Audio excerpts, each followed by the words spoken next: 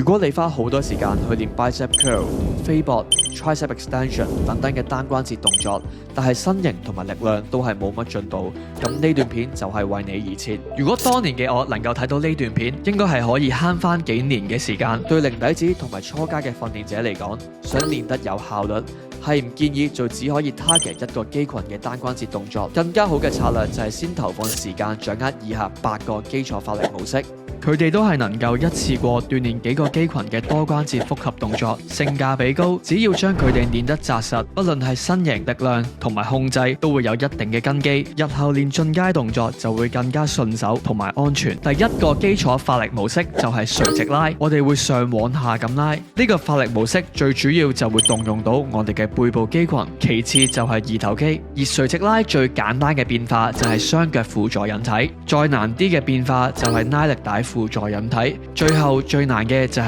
完整嘅引體上升。第二個發力模式就係水平拉，我哋會前往後咁拉，而同前者一樣，水平拉最主要就會鍛煉到我哋嘅背肌同埋二頭肌。呢度額外補充多少少，對比起垂直拉，水平拉係更加集中練到背脊中間嘅部分。水平拉最簡單嘅變化就係身體近乎垂直嘅斜身引體，難少少嘅變化就係身體同地面成45度嘅斜身引體，再難啲就係身體幾近水平嘅斜身引體，而最難就係前水平臀身引體。如果你對剩低嘅6種發力模式有興趣，就可以上我哋嘅 YouTube channel 睇返完整嘅版本。